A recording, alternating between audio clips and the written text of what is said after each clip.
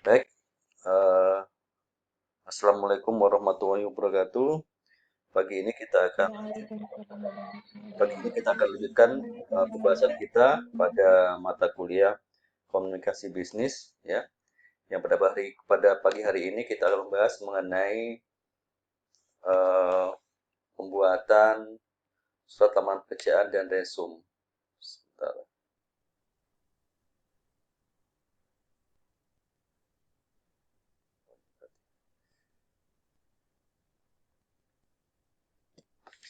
Ya, atau komunikasi tentang pekerjaan dan penulisan resume.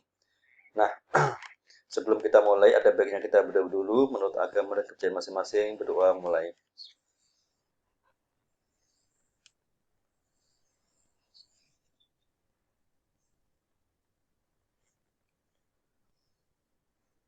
Baik, Mbak Mas sekalian, apa sih atau kenapa kita harus belajar penulisan lamar pekerjaan dan resume ini? Sebenarnya saya tidak berharap saudara harus membuat lamar pekerjaan. Saya maunya adalah saudara itu diterima di suatu pekerjaan atau jadi seorang pengusaha misalkan seperti itu.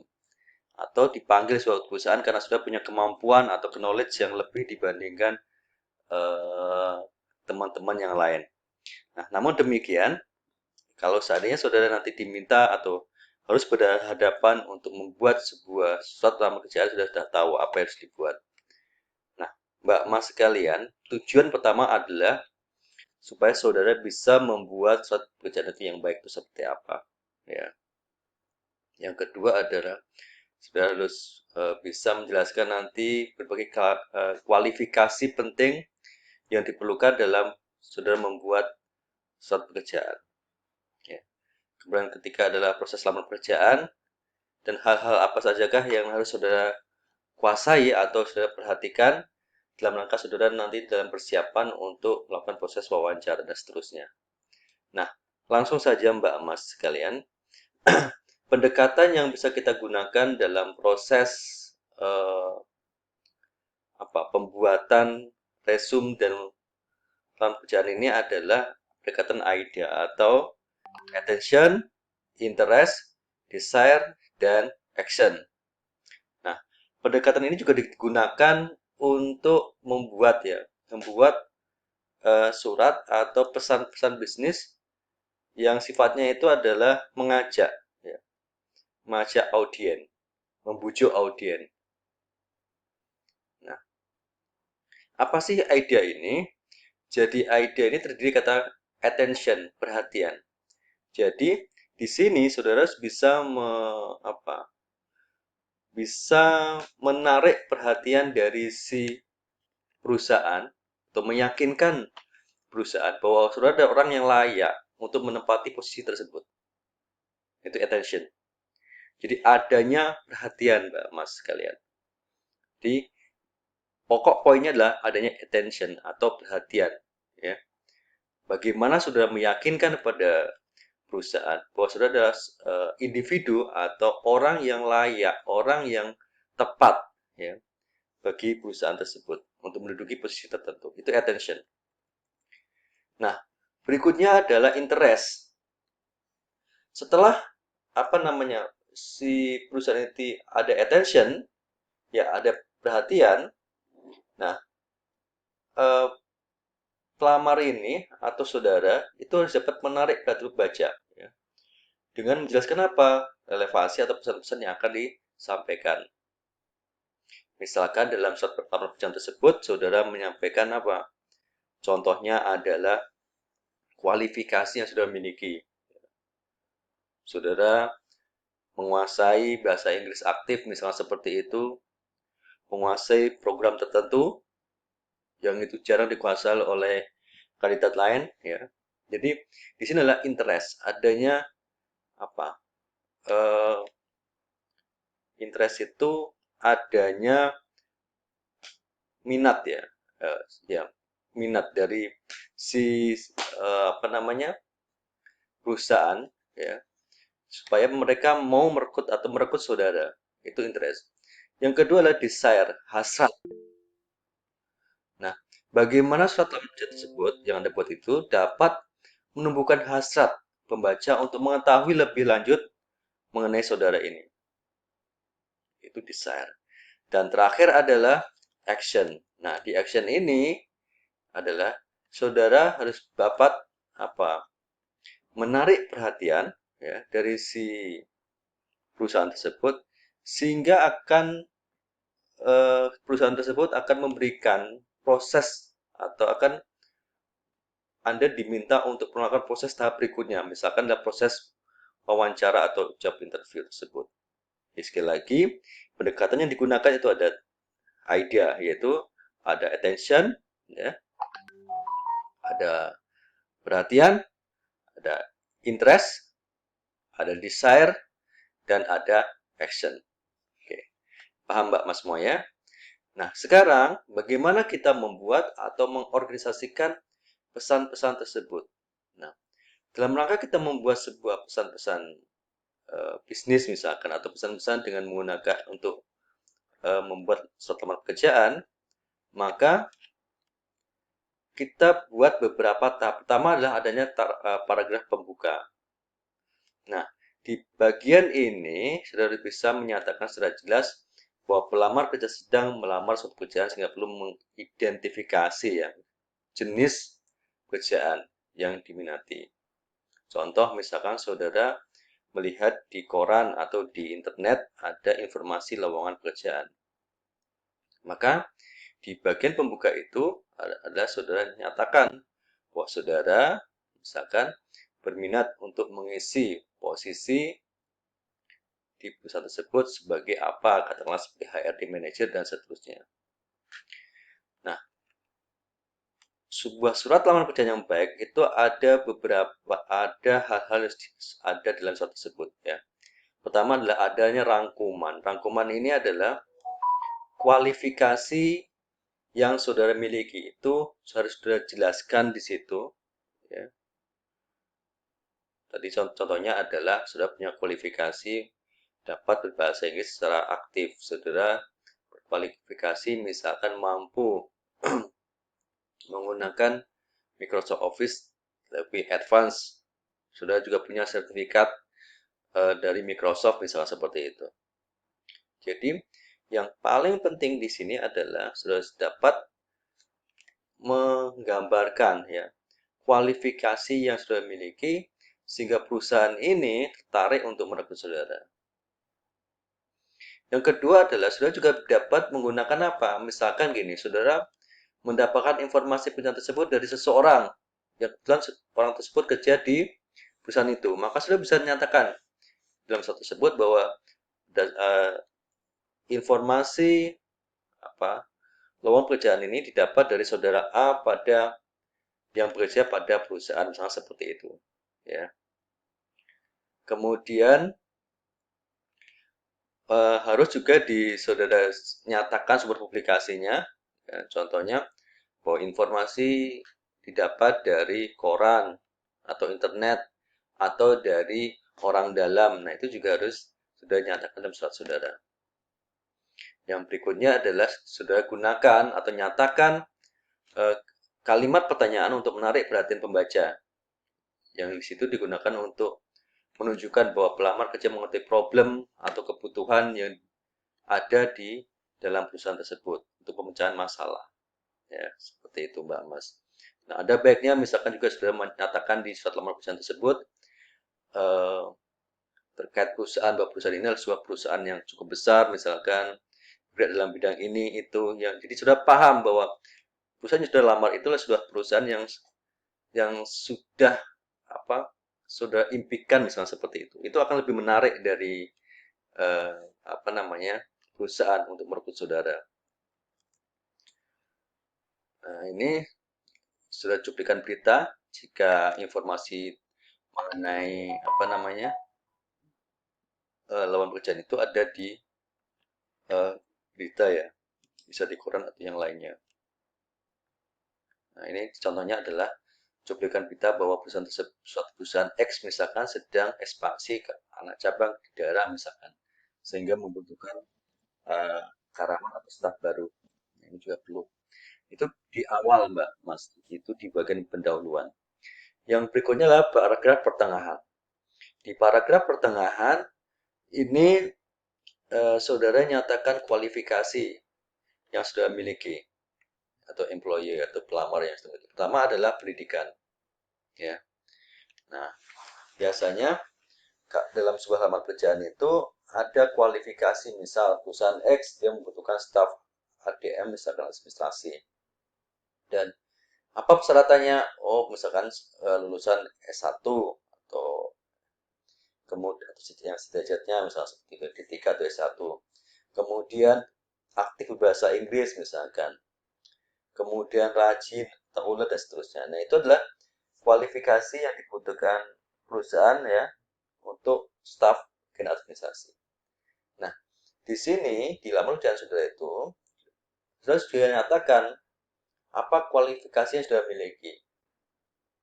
Pertama, saudara nyatakan bahwa saudara ada lulusan S1 dari Universitas Penjumpanan Yogyakarta. Oh, berarti kualifikasi saudara itu sudah sama seperti kualifikasi yang diharapkan oleh perusahaan tersebut untuk menduduki posisi administrasi, seperti itu. Yang kedua,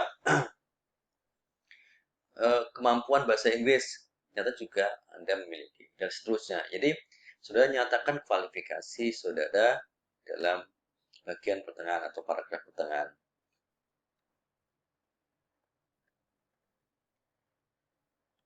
Nah, bagi bagian pendidikan pelamar ini ya, ini ada beberapa hal yang bisa sudah nyatakan di situ, menunjukkan bahwa ia mempunyai latar belakang dalam dunia bisnis yang cukup luas dan tentu dalam mendalam. Ini kalau saudara sudah bekerja, misalkan saudara sudah pernah bekerja di bagian administrasi, kalau saudara melamar di bagian administrasi misalnya, jadi saudara bisa menampilkan informasi-informasi ini.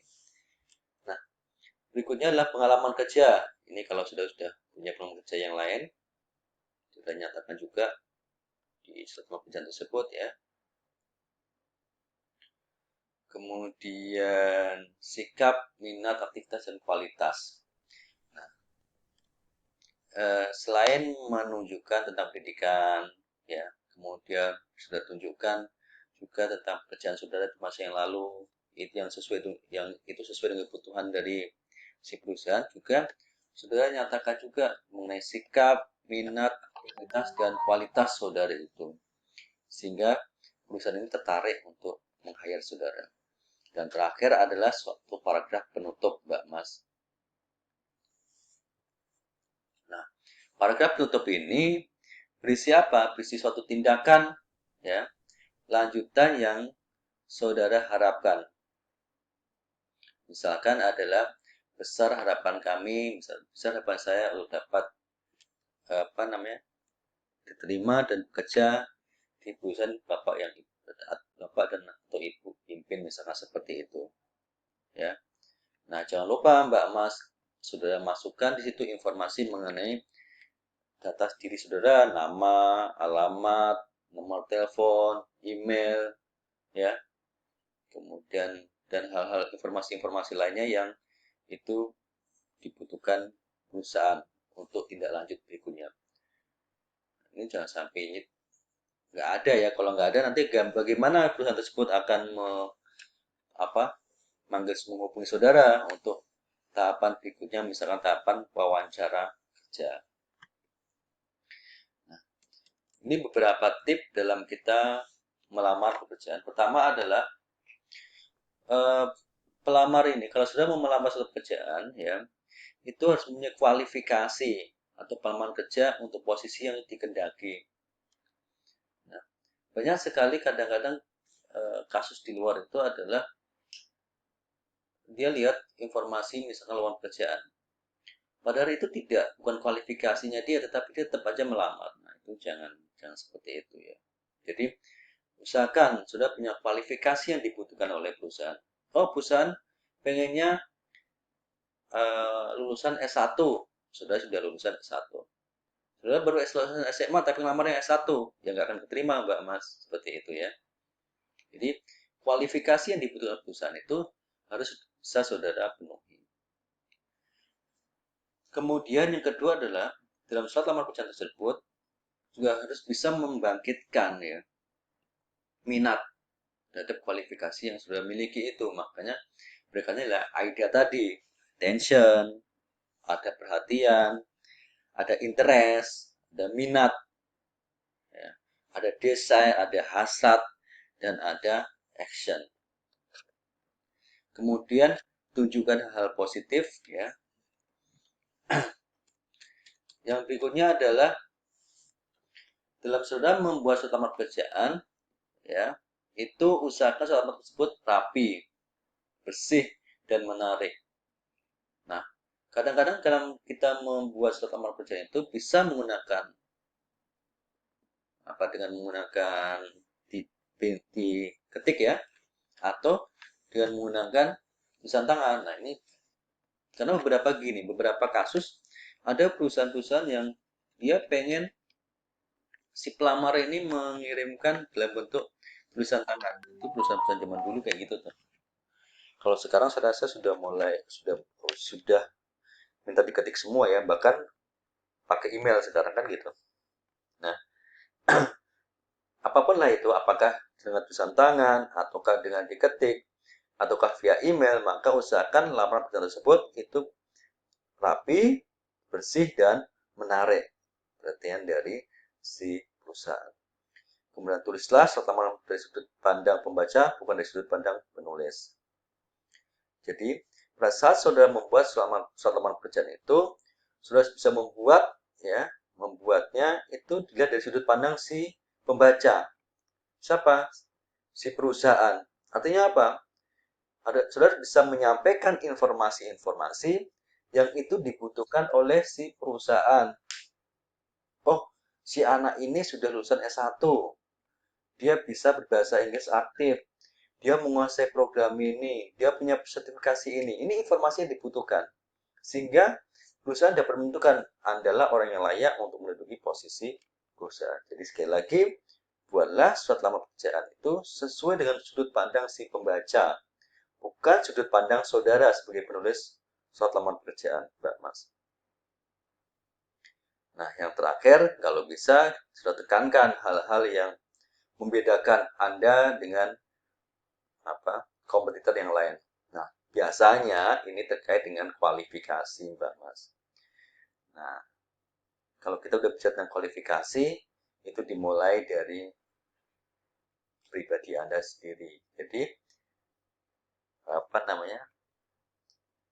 dalam saudara, misalkan saudara kuliah, ya, perbanyaklah katakanlah skill-skill, kualifikasi yang itu tidak dimiliki oleh orang lain. Ya. Kalau sama-sama S1, mungkin ada 1.000 orang yang sama-sama S1. Tapi S1 yang bisa bahasa Inggris mungkin hanya 700 lamar, misalkan seperti 700 orang. Yang bisa S1, yang bisa bahasa Inggris dan punya sertifikasi internasional mungkin hanya 500. Seperti itu. Dari 500 itu yang punya katakanlah kemampuan manajerial yang baik, misalkan dengan dibuktikan dengan punya sertifikat tertentu, mungkin hanya 300. Jadi usahakan saudara punya hal pembeda. Nah, hal pembeda ini adalah kualifikasi saudara. Nah, kualifikasi didapatkan dari mana? Dari kerja keras saudara pada saat saudara kuliah atau di luar konteks kehidupan saudara. Nah, itu yang harus ada dalam surat lamaran pekerjaan. Yang berikutnya adalah yang harus Anda hindari. Pertama adalah jangan melamar pekerjaan di luar kemampuan saudara. Yang dibutuhkan adalah HRD manager. Ya. Saudara tahu bahwa saudara baru lulusan S1, fresh graduate. Mungkin nggak jadi HRD manager. Bisa saja sebenarnya, tapi saudara nggak punya kemampuan atau nggak punya pengalaman di situ. Ya. Jadi usahakan saudara memilih pekerjaan itu sesuai dengan kemampuan saudara. Mampu nggak saya menjalani ini? Bisa tidak? Ya, itu tolong dilihat. Yang kedua adalah jangan mengirimkan surat lamaran kerjaan hasil fotokopi. Nah, ini kadang-kadang ada yang pengen cepat, pengen praktis, dia fotokopi misalkan. Jangan. Nah, yang sering terjadi adalah jangan sudah mengatakan sudah menerima semua jenis pekerjaan. Artinya gini, saya bersedia ditempatkan dimanapun di perusahaan Bapak yang dari pimpin. Itu jangan. Kenapa? Artinya Anda nggak punya kualifikasi di sini, nggak punya apa spesialisasi ya. Nah, itu jangan. Jadi langsung ke apa sih kerjaan yang sudah inginkan itu? Oh, bagian HRD manager misalkan. Ya sudah, maksudnya ke situ HRD manager. Ya. Jadi jangan sekali-kali saudara nyatakan bersedia menerima semua jenis pekerjaan. Yang berikutnya adalah hindari kata-kata yang berlebihan, karena ini kadang-kadang juga apa ya bisa membuat perusahaan itu berpikir dua kali. Kemudian yang berikutnya adalah jangan minta belas kasih, samun dengan sangat bapak ibu, nah itu nggak usah. Ya. Kalau sudah punya kualifikasi yang baik, saudara akan dipanggil untuk tahap berikutnya. Ya. Kemudian hindari mempermasalahkan gaji. Nah, ini paling vital. Belum apa-apa sudah minta gaji 5 juta. Nah, misalkan seperti itu. Ini biasanya pada saat wawancara, ya. Jadi pertama itu sudah cukup apa? Bekerja berdasarkan pengalaman, karena biasanya perusahaan itu punya standar gaji. Jadi bagaimana kalau misalkan sudah minta gaji berapa? Sudah tidak perlu mengatakan 2 juta, 3 juta, 4 juta, atau 5 juta. Cukup silakan sesuai dengan apa namanya standar gaji yang ada di perusahaan tersebut, itu aja. Jadi sudah tidak perlu mempermasalahkan tentang gaji. Pertama adalah pengalaman. Kalau sudah punya pengalaman, punya skill, nah saudara bisa meminta gaji berapapun, seperti itu. Kemudian jangan memberi komentar langsung tentang karakter pribadi. Yang berikutnya adalah persiapan dalam menulis resume atau CV, curriculum. Tadi kita membahas mengenai pembuatan surat lamar pekerjaan, Mbak Mas ya. Nah, sekarang kita akan mulai membahas mengenai bagaimana pembuatan resume itu. Resume atau disebut dengan CV atau curriculum vitae atau daftar riwayat hidup. Nah, CV itu adalah apa? Presentasi ya, presentasi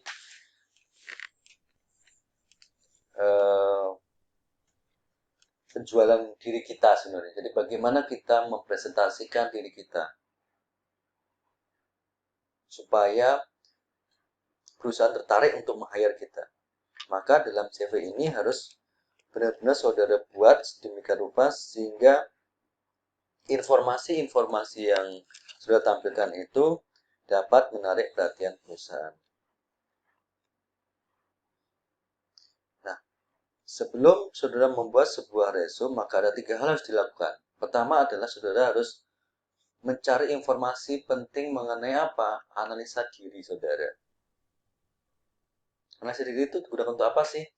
Ya untuk mengetahui lebih detail saya itu seperti apa yang saya mau, ya, apa kelebihan saya, apa kekurangan saya.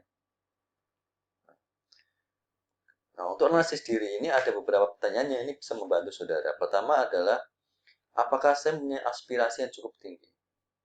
Yang tahu jawaban ini kan sudah sendiri. Apakah sudah punya aspirasi yang cukup tinggi atau tidak? Yang kedua adalah, apakah saudara dapat berkomunikasi dengan baik? Kadang-kadang, apa ya, dalam sebuah perusahaan, komunikasi ini sangat penting, Mbak Mas. Ya. Karena kalau komunikasi yang baik, maka dia bisa apa? Mengkomunikasikan dan bisa mentransfer ya, pesan-pesan itu ke orang itu lebih mudah, lebih jelas gitu. Nah, itu Anda tahu jawabannya. Apakah sudah bisa berkomunikasi dengan baik? Intonasi suara sudah baik atau belum? Kalau sudah bicara terlalu cepat atau lambat atau sebaliknya. Yang berikutnya adalah apakah saudara adalah orang yang sangat tergantung pada orang lain, dependent. Anda itu dependen tidak sih? Tergantung nggak sih dengan orang lain? Oh tidak, saya sangat independen. Saya bisa kerjakan semua sendiri misalkan. Nah, itu sudah bisa menjawabnya. Kemudian apa saya orang yang energik atau malah enggak gitu Mas. Lalu percaya diri enggak dari itu? Oh enggak Pak, saya agak pemalu misalkan seperti itu. Sesuai dengan kebutuhan perusahaan tidak? Nah, itu juga sudah perhatikan. Lalu apa sudah memiliki kecerdasan verbal yang tinggi, kecerdasan dalam berkomunikasi, ya, atau kecerdasan kuantitatif dalam hitung-hitungan, ya, atau kecerdasan dalam pemecahan masalah atau problem solving. Kemudian indeks prestasi itu ya kadang-kadang disyaratkan juga kadang enggak juga kadang-kadang perusahaan mensyaratkan indeks prestasi minimal 2,75 tapi kadang-kadang juga tidak. Mereka lebih lihat oh si anak ini ternyata memiliki kemampuan ya.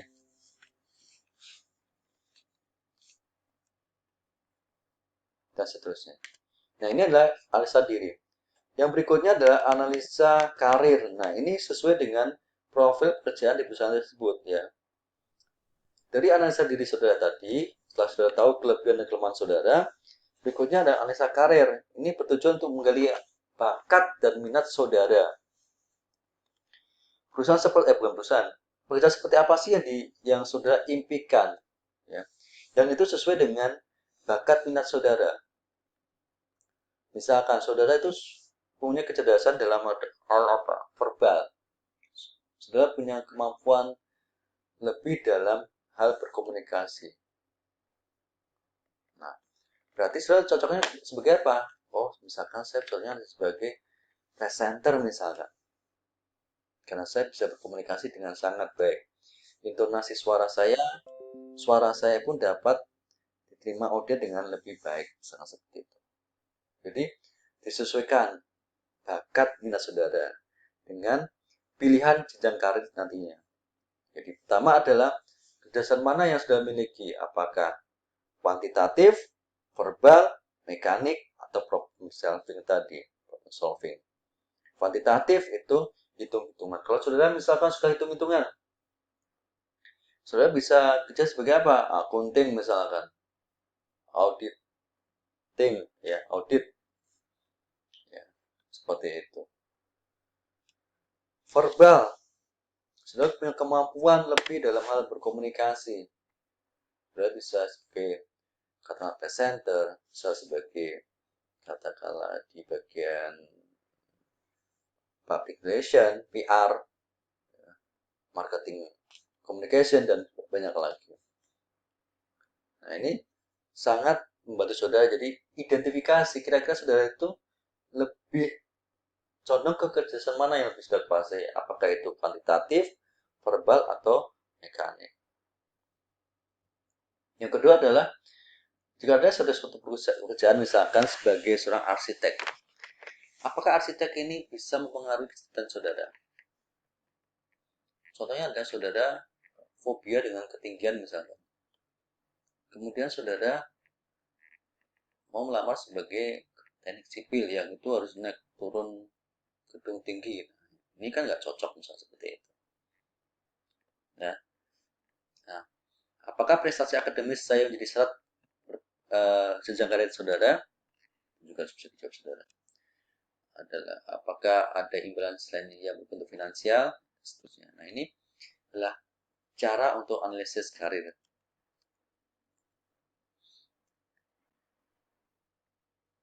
Nah, berikutnya analisis pekerjaan ya. Ini analisis pekerjaan, apakah apa tugas dan tanggung jawab pekerjaan tersebut.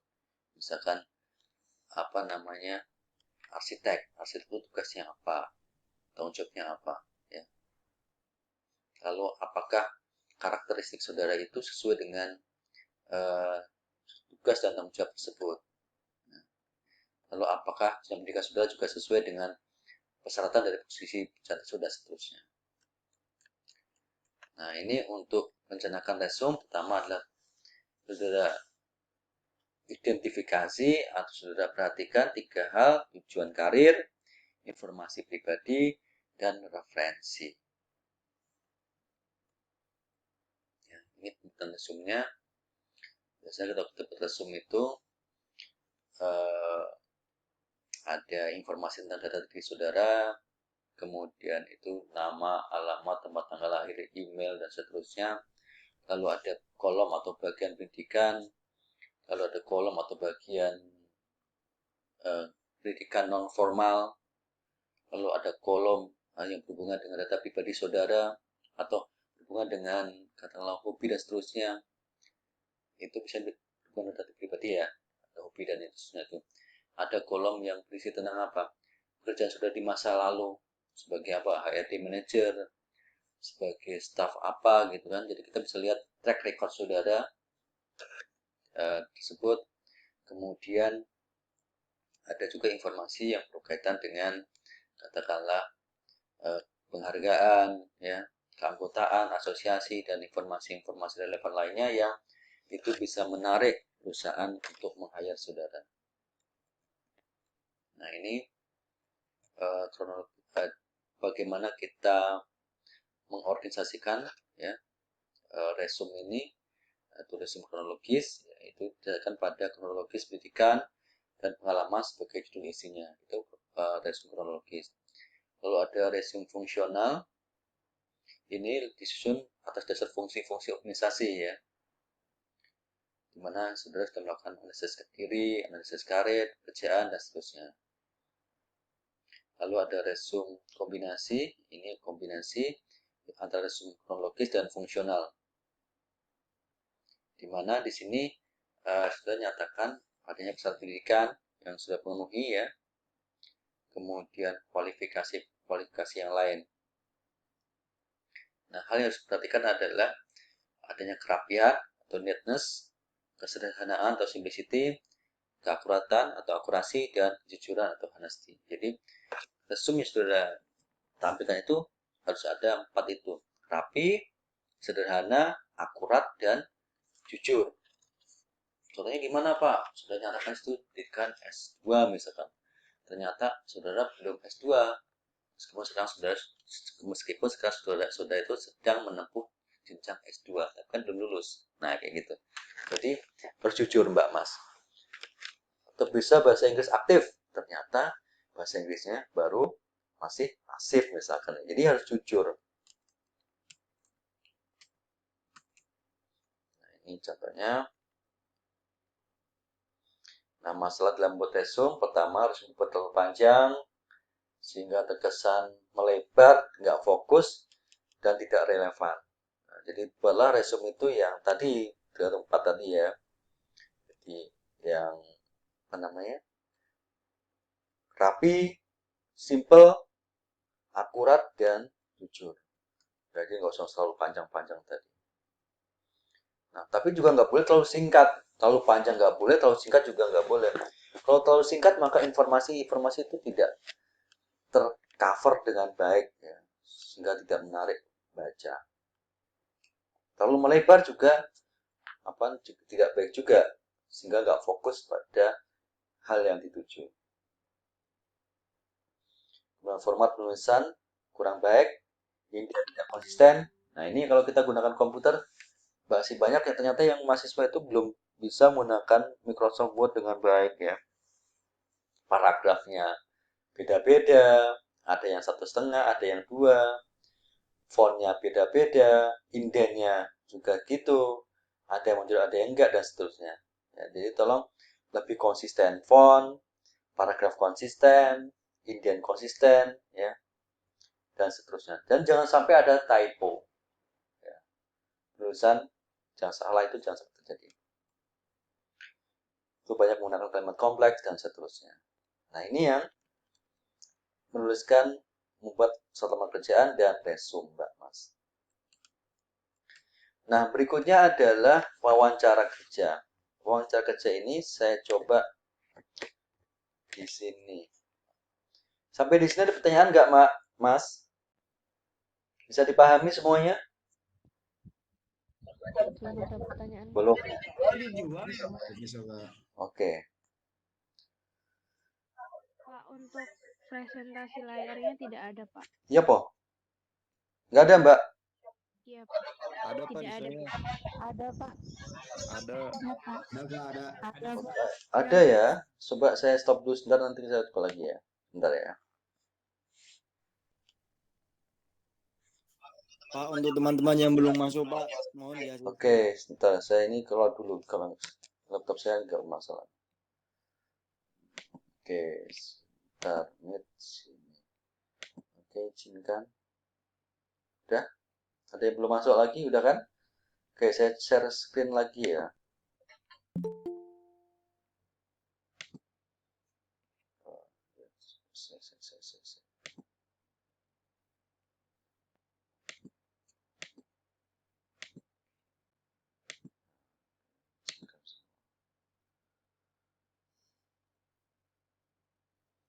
Oke, baik Mbak Mas sekalian, kita lanjutkan lagi presentasi kita. Nah, pada materi berikutnya adalah terkait dengan wawancara kerja. Oke, sebentar. Saya masuk dulu, saya approve dulu yang lainnya.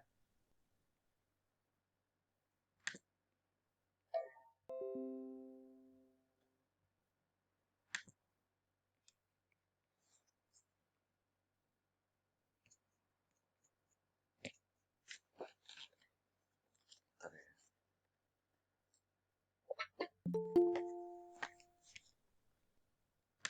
Kalau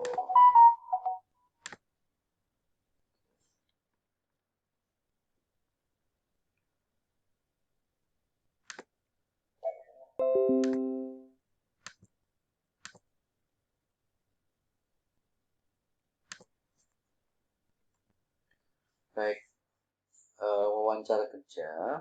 Jadi tahap pertama adalah menuliskan surat lamaran pekerjaan, Mbak Mas.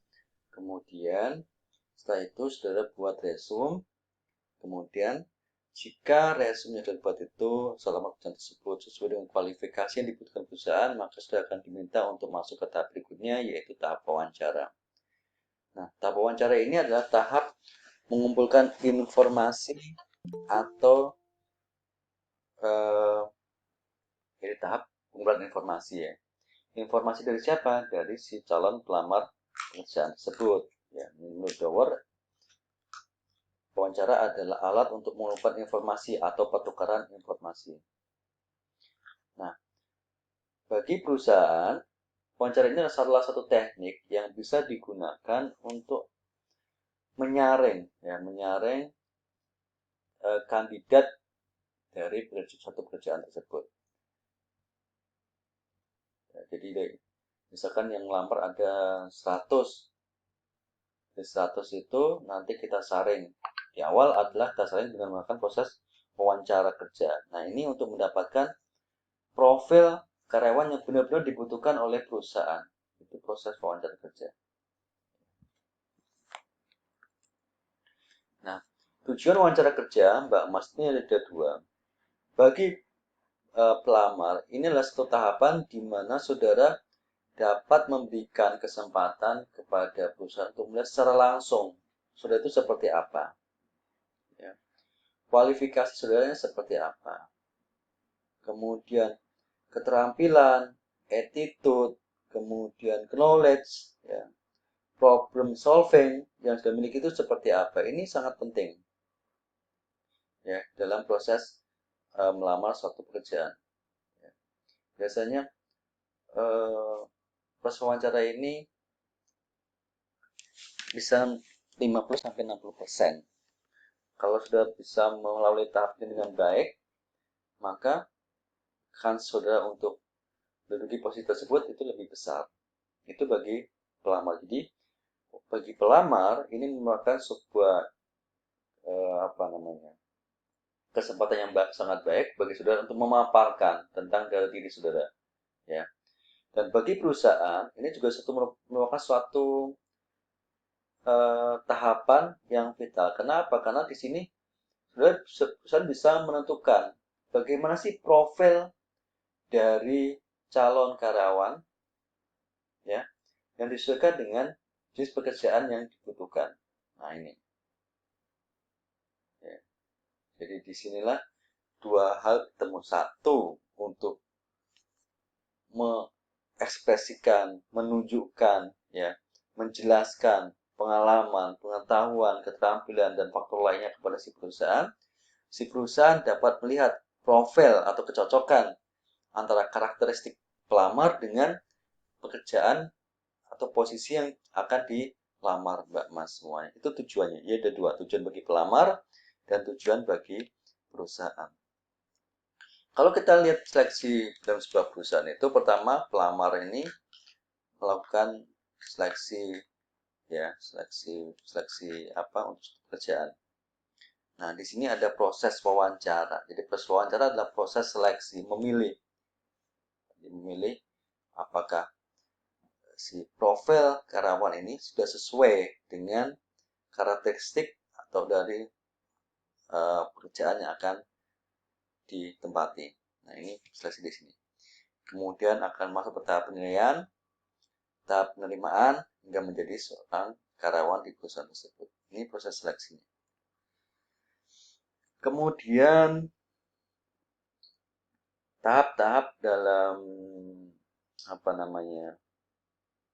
wawancara kerja itu ada tahap tradisional atau one to one. Nah, tahap 1 ke 1 ini adalah proses menggali informasi antara HRD, ya, dengan calon pelamar pekerjaan, Mbak Mas. Jadi one to one, 1 ke 1. Nah, biasanya apa sih yang ditanyakan di wawancara tradisional ini? Misal, HRD tanya, coba saudara jelaskan atau sudah ceritakan mengenai diri Anda itu seperti apa. Nah, ini kalau sudah seperti ini pertanyaannya, kan artinya sebelum saudara melakukan proses wawancara ini, saudara harus bisa melakukan proses apa? Identifikasi diri tadi, Mbak Mas. Siapa sih saudara itu? Apa sih kelebihan saudara? Apa sih kelemahan saudara? Itu identifikasi diri. Lalu identifikasi pekerjaan dan seterusnya. Ya. Jadi ini adalah wawancara tradisional. Jadi wawancara antara satu orang HRD dengan calon pelamar pekerjaan. Pertanyaan yang lain yang mesti muncul adalah mengapa saudara menginginkan pekerjaan ini? Nah, apa jawaban saudara? Nah, ini juga sudah nyatakan tadi.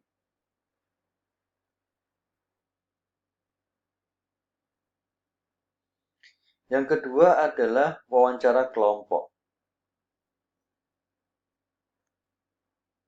Nah, kalau wawancara kelompok ini tidak dilakukan dengan one to one, tetapi antara HRD dengan pelamar yang lainnya. Jadi misalnya ada 5 pelamar, nah ini dikumpulkan semua, kemudian dilakukan proses wawancara. Ini wawancara kelompok. Ya. Nah, apa pertanyaan yang muncul? Misal, ditanya, apa sih yang membuat saudara itu berbeda dari teman-teman saudara ini? Misalnya seperti itu. Di situ ada 5 calon pelamar kerja semuanya. Nanti tanya seperti itu, apa sih yang membuat Anda itu beda, lebih baik, sesuai dengan profil yang kami minta, misalnya seperti itu.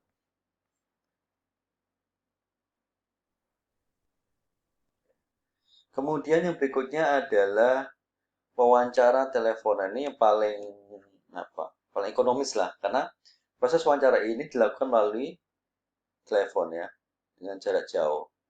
Jadi nanti sudah telepon dan dilakukan proses wawancara.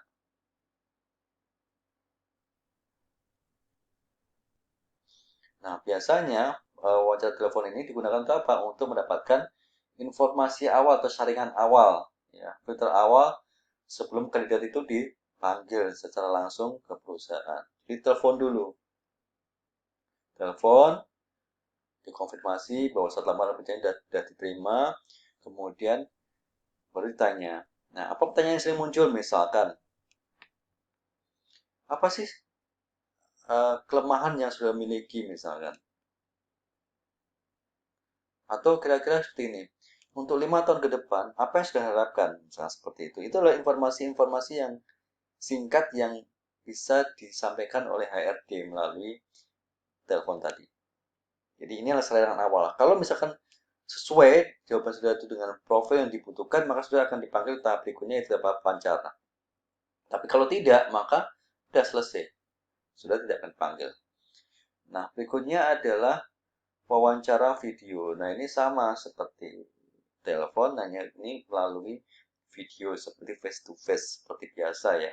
Biasanya ini kalau jaraknya jauh. Contohnya ke saat ini nih, ini kan pandemi nih, nggak mungkin misalkan dilakukan secara tradisional atau one to one atau kelompok. Ya, maka bisa menggunakan melalui video atau telepon. Yang berikutnya adalah wawancara kerja, bursa kerja. Ini biasanya untuk career center ya.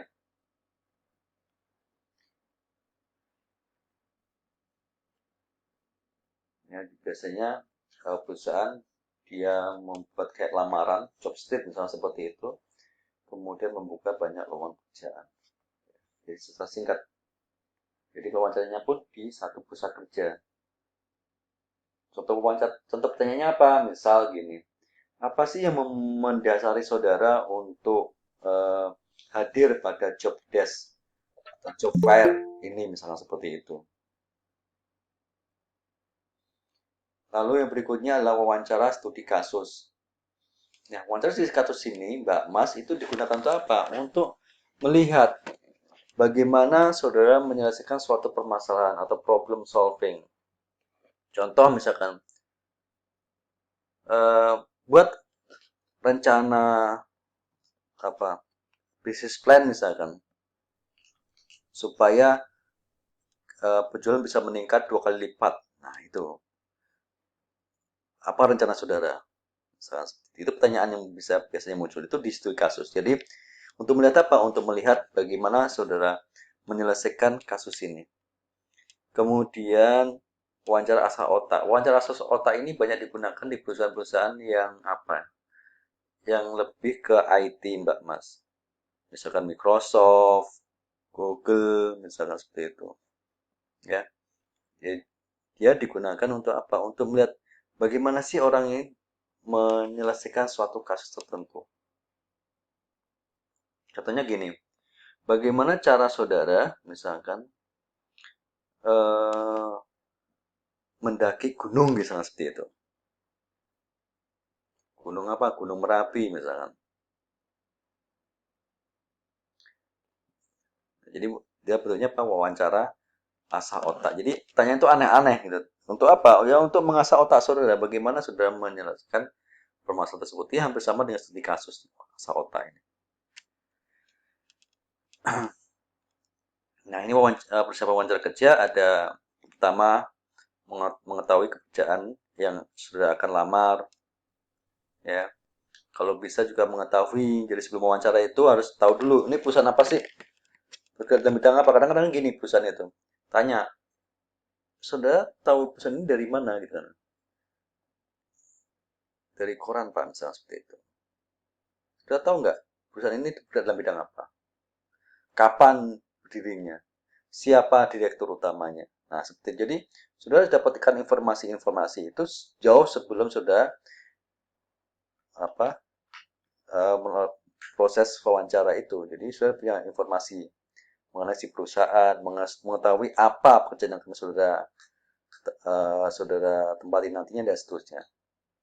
Yang berikutnya adalah dibutuhkan rasa percaya diri. Jadi kalau saudara minder itu kelihatan. Kalau saudara minder nanti sudah nggak bisa menjawab pertanyaan. Malah akhirnya apa? Ya nggak diterima. Kemudian yang paling penting di sini adalah etika, attitude, penampilan. Itu penting, Mbak. Jangan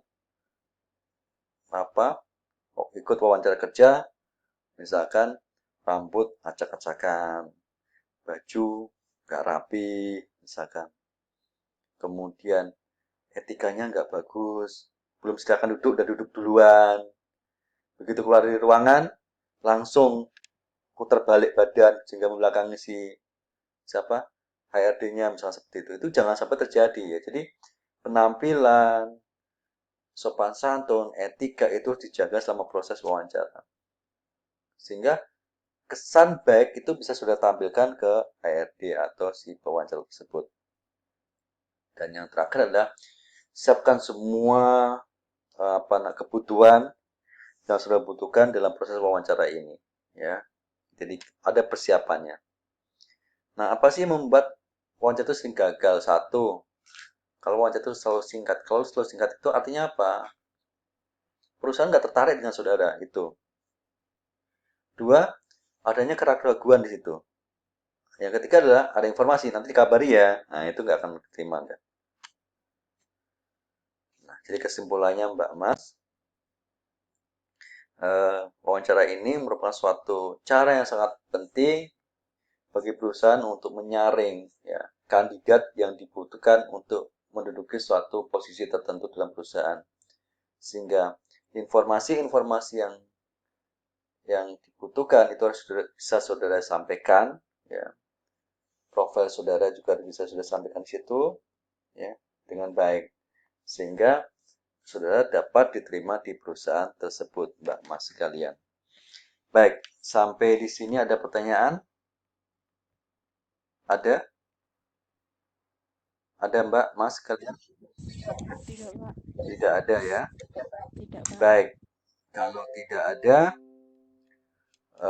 kita akan akhiri kuliah kita untuk pagi hari ini, dan saya ingatkan kembali Mbak Mas sekalian bahwa sekarang sudah pertemuan ke-12, artinya kita tinggal 13, 14, 15, 3 kali pertemuan lagi.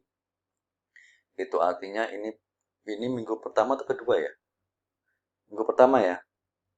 Minggu pertama bulan Juni, maka sekitar bulan Juli awal itu sudah UAS.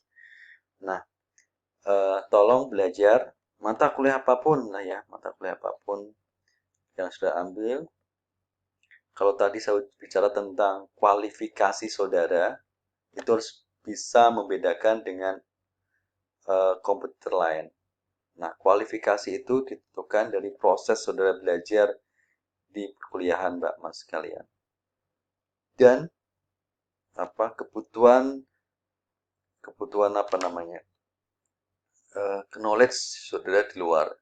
Contoh misalkan saudara pengen, kalau saudara misalkan di akuntansi ya, saudara pengen expert sebagai auditor misalkan, maka saudara kalau di kampus tidak ada katakanlah mata kuliah atau skill yang mendukung itu, maka saudara carinya di luar. Saudara pengen bisa bahasa Inggris aktif, cukup nggak di kampus? Oh, nggak cukup. Nah, silakan cari di luar. Nah, apakah harus dengan belajar lagi dengan dengan les lagi? Nggak perlu, bisa pakai Google, bisa belajar di internet dan seterusnya. Nah, harapan saya terus gali potensi saudara ini, sehingga sehingga saudara keluar itu, Mbak Mas, saudara punya skill, ya, skill yang dibutuhkan untuk saudara bisa bertahan, untuk survive di luar. Kalau saudara tidak punya skill, maka saudara nanti lama dapat pekerjaannya.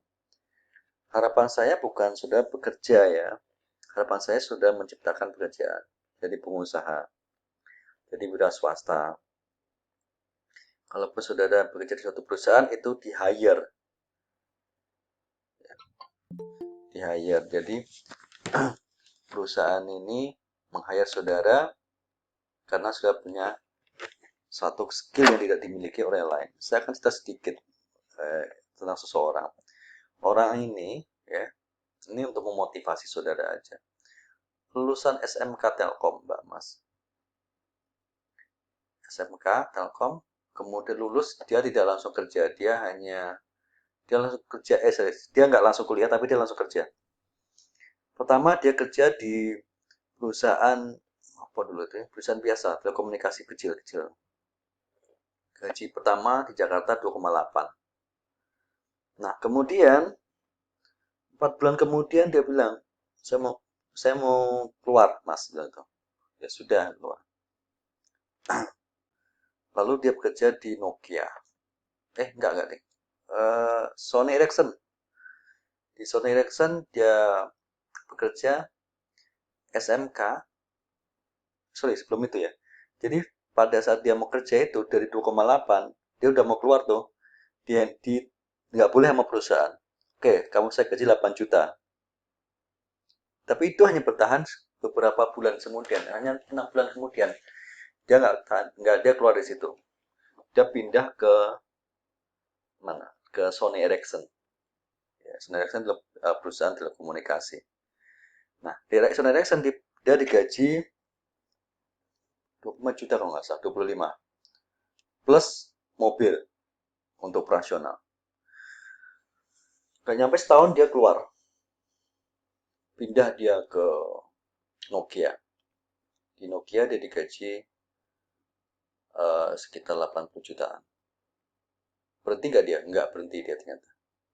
Jadi di Nokia pun nggak bertahan lama. Akhirnya apa? Dia pindah ke Lehman International Telekomunikasi Amerika.